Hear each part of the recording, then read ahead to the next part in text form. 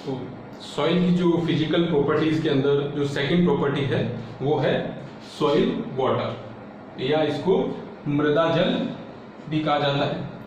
मृदा जल को हम साधारण भाषा में इस प्रकार कह सकते हैं कि मृदा के अंदर जो पाए जाने वाला जल है, जो प्राकृतिक रूप से मृदा पाई जाती है, उसके अंदर जो जल की मात्रा होती है उसको सॉइल वाटर या मृदा जल कहा जाता है। और जो प्लांट्स होते हैं, पौधे होते हैं, वो इसी मृदा जल को एब्जॉर्ब करते हैं। और जो प्लांट के द्वारा ये मृदा जल एब्जॉर्ब किया जाता है या जो वाटर एब्जॉर्ब किया जाता है, उसके साथ में जो पौधे होते हैं वो ऑर्गेनिक न्यूट्रिएंट्स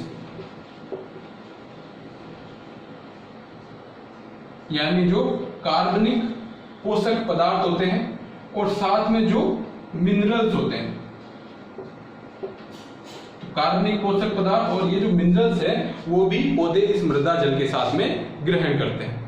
और ये मृदा जल पौधों के लिए कितना उपलब्ध होगा, ये इस बात पर निर्भर करता है कि मृदा का कौन सा प्रकार है और मृदा के अंदर कौन से गुण पाए जाते हैं।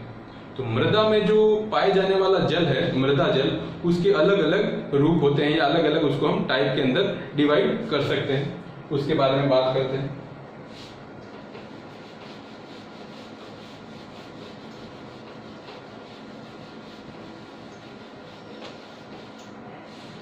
तो जो सॉइल के अंदर पाए जाने वाला जो सॉइल वाटर है उसके फर्स्ट टाइप की बात करते हैं, वो है हाइग्रोस्कोपिक वाटर।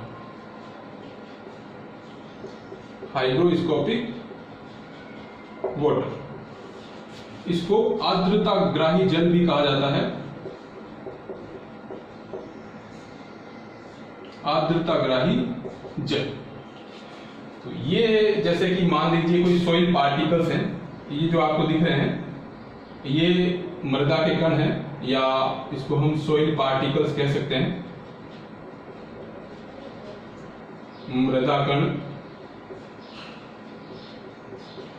तो इसके अंदर जो हाइग्रोस्कोपिक वाटर होता है वो इन सॉइल पार्टिकल्स मृदा कणों के चारों ओर, मृदा कणों के चारों ओर एक पतली परत के रूप में पाया जाता है। एक थिन फिल्म या पतली परत के रूप में ये पाया जाता है। थिन फिल्म, पतली परत के रूप में पाया जाता है। इस प्रकार के जल को कहा जाता है हाइग्रोस्कोपिक वाटर। तो हम इसके बारे में कह सकते हैं कि जो हाइग्रोस्कोपिक वाटर होता है, इसके अंदर जल जो होता है वो एक पतली परत के रूप में पाया जाता है, जिसको थिन फिल्म कहा जाता है, around the surface of soil particle. यानी जो मृदा कण हैं उनकी सतह के ऊपर, जो मृदा कण होते हैं ये, इनकी जो सतह होती है, सरफेस होती है, उसके ऊपर जो जल होता है थिन फिल्म के रूप में पाया जाता है, उसको हाइग्रोस्कोपिक वाटर कहा जाता है। और ये इन सॉइल पार्टिकल्स के साथ बहुत टाइटली बाउंड होता है। जो जल होता है वो सॉइल पार्टिकल्स के साथ बहुत गहरा रूप से बंधा हुआ होता है। इस कारण ये जो हाइग्रोस्कोपिक वाटर है वो पौधों को उपलब्ध नहीं हो सकता है। तो ये इसके बारे में हम कह सकते हैं not available to plants, not available to plants. इसके बाद में जो सेकंड टाइप का सॉइल वाटर है वो है कैपिलरी वाटर। कैपिलरी जो वाटर होता है इसको केशिका जल भी कहा जाता है, केशिका जल। ये जैसे कि इस डायग्राम में हम देख सकते हैं कि ये जो वाटर है, जो इस सॉइल पार्टिकल्स के बीच में ये जो कैपिलरी पोर दिख रहा है आपको, जो सॉइल के पार्टिकल्स हैं इनके बीच के अंदर ये जो कैपिलरी पोर दिख रहा है, यहां पर जो है वाटर इकट्ठा रहता है, इसको कहा जाता है कैपिलरी वाटर। तो वाटर इसके अंदर कहां प्रेजेंट रहता है, जो कैपिलरी पोर होते हैं,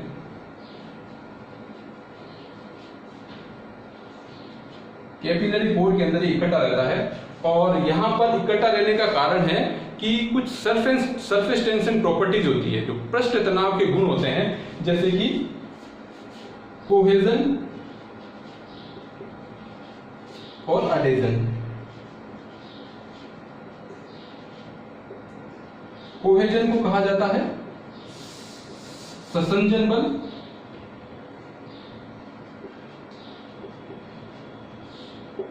और एडेजन को कहा जाता है आसंजन बल। तो जो ससंजन और आसंजन बल के कारण ये मृदा का जो जल होता है वो मृदा कणों के साथ में बंधा हुआ रहता है। और ये जो जल होता है इसकी सबसे बड़ी विशेषता ये होती है कि पादपों के द्वारा सबसे ज्यादा मात्रा में इसी जल का अवशोषण किया जाता है, या जो कैपिलरी वाटर होता है वो पादपों के लिए उपलब्ध रहने वाला प्रमुख जल है। तो ये सबसे इंपॉर्टेंट हो गया क्योंकि ये प्लांट के लिए उपलब्ध रहता है। तो इसमें हम कह सकते हैं मेनली मुख्यतया यही अवेलेबल रहता है, मेनली अवेलेबल फॉर प्लांट्स। तो ये इंपॉर्टेंट हो गया क्योंकि ये प्लांट्स जो होते हैं उनकी जड़ों के द्वारा कैपिलरी वाटर का अवशोषण किया जाता है। अब हम बात करते हैं इसका जो थर्ड टाइप है, ग्रेविटेशनल वाटर।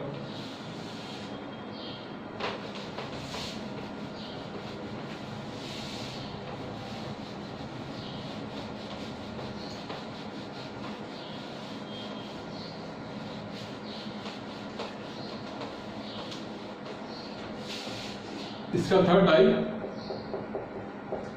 Gravitational water.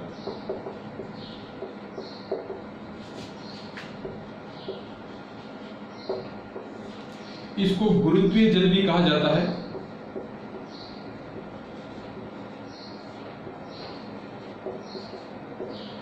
गुरुत्वीय जल इसलिए कहा जाता है इसको क्योंकि इसके अंदर जो जल होता है, जो ये सॉइल पार्टिकल्स हैं या जो ये मृदा कण हमें दिखाई दे रहे हैं, इसके साथ में जो जल होता है वो गुरुत्वाकर्षण बल, जो कि नीचे की तरफ गुरुत्वाकर्षण बल लग रहा है, उस बल के द्वारा ये जो जल है वो नीचे ग्राउंड वाटर के रूप में स्टोर हो जाता है। यानी जो निचली परत है पृथ्वी की, मृदा की, वहां पर चला जाता है सॉइल वाटर के कारण, जो ग्रेविटेशनल फोर्स के कारण।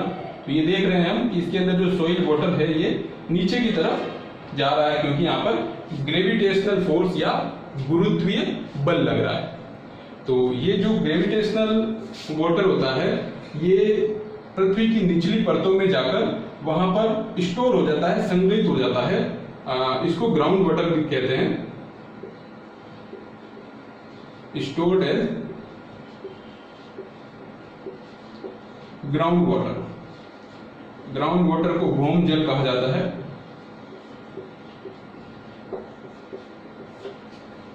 तो जो ग्राउंड वाटर के रूप में जो जल होता है वो मेनली ग्रेविटेशनल वाटर होता है। और ये जो ग्रेविटेशनल वाटर क्योंकि पृथ्वी की निचली सतह पर पाया जाता है इसलिए ये पौधों को उपलब्ध नहीं होता है। तो not available to the plants. ये जो ग्रेविटेशनल वाटर है, गुरुत्वीय जल है, ये भी पादपों को सामान्यतया अवेलेबल नहीं हो सकता। इसको हम कह सकते हैं usually not available to plants, usually not available to plants.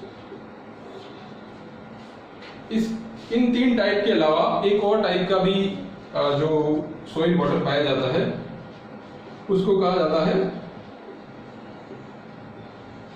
Combined water.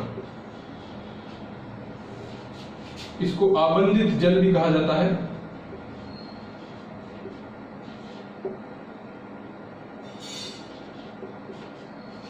इसके अंदर जो जल होता है वो मृदा में पाए जाने वाले कुछ और केमिकल कंपाउंड्स होते हैं, कुछ रासायनिक जो कंपाउंड होते हैं उनके साथ में जल जो है वो बॉन्ड बना के रखता है। और ये जो सारी जो केमिकल कंपाउंड के साथ बंधा हुआ जल जो होता है वो मृदा के अंदर जो मृदा के कण होते हैं उनके बीच में पाया जाता है। और इस प्रकार का जल जो होता है वो भी पौधों के लिए उपलब्ध नहीं होता है, नॉट अवेलेबल। ये भी उपलब्ध नहीं है, not available to the plants. तो इन सभी प्रकार के जो मृदा जल होते हैं उनमें सबसे ज्यादा जो पौधों के लिए उपलब्ध जल होता है वो कैपिलरी वाटर या केशिका जल होता है।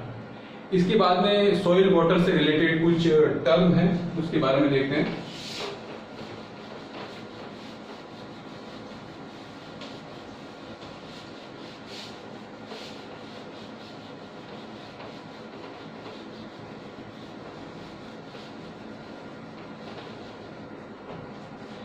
तो एक टर्म है Pollard.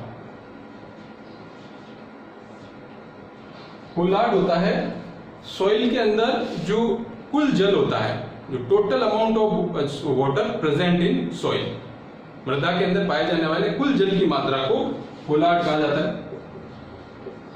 Total amount of water present in soil.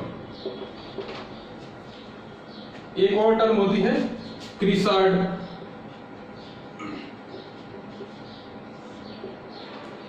क्रिसार्ड वह जल होता है जो कि पौधों के लिए उपलब्ध होता है, अवेलेबल टू प्लांट रूट्स।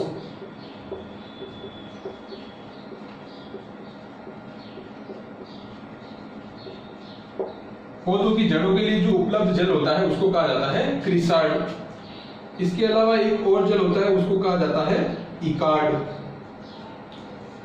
जो जल पौधों के लिए उपलब्ध नहीं होता है उसको कहा जाता है इकार्ड। तो ये जल जो है नॉट अवेलेबल टू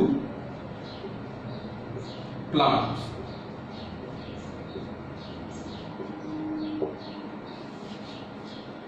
इसको हम इस प्रकार से लिख सकते हैं, पोलार्ड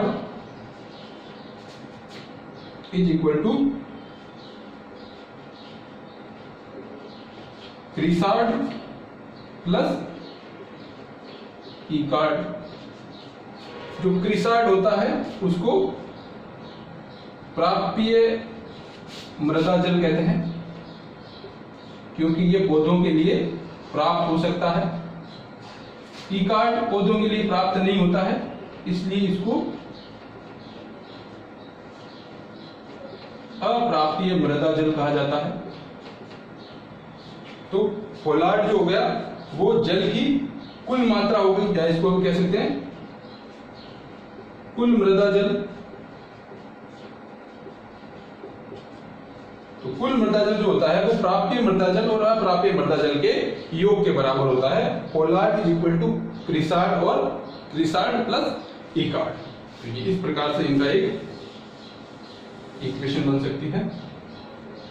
तो ये था जो प्लांट के अंदर पाए जाने वाले अलग अलग जो प्लांट के अंदर जो सॉइल होती है, प्लांट जिस सॉइल के अंदर उगता है उस सॉइल के अंदर पाए जाने वाला सॉइल वाटर के बारे में। तो इन इस फिजिकल प्रॉपर्टीज जो सॉइल का टॉपिक है उससे रिलेटेड कुछ क्वेश्चंस हैं वो आपको लिखने हैं और उनका आंसर भी लिखना है आपको। तो जो सबसे फर्स्ट क्वेश्चन आप लिखिए कि पादपों की वृद्धि के लिए सर्वाधिक उपयुक्त मृदा कौन सी है और क्यों। तो उसमें आपको मृदा का नाम लिखना है कि सर्वाधिक उपयुक्त मृदा कौन सी है जिसमें पादपों की वृद्धि सर्वाधिक होती है और ऐसा क्यों होता है। और जो सेकंड क्वेश्चन है उसमें आप लिखिए कि मृदा में पाए जाने वाले मृदा जल और पादपों के लिए उनकी उपलब्धता के बारे में लिखिए। तो इसके अंदर आपको जो सॉइल वाटर है वो प्लांट्स के लिए कौन कौन से सॉइल वाटर अवेलेबल होते हैं उसके बारे में लिखना है, और साथ में सॉइल वाटर का जो है वो डायग्राम भी बनाना है। जो आपके जो डिफरेंट जो सॉइल वाटर होते हैं उनका डायग्राम भी बनाना है। तो ये दो क्वेश्चन है, ये आपको आंसर करने हैं। Thank you.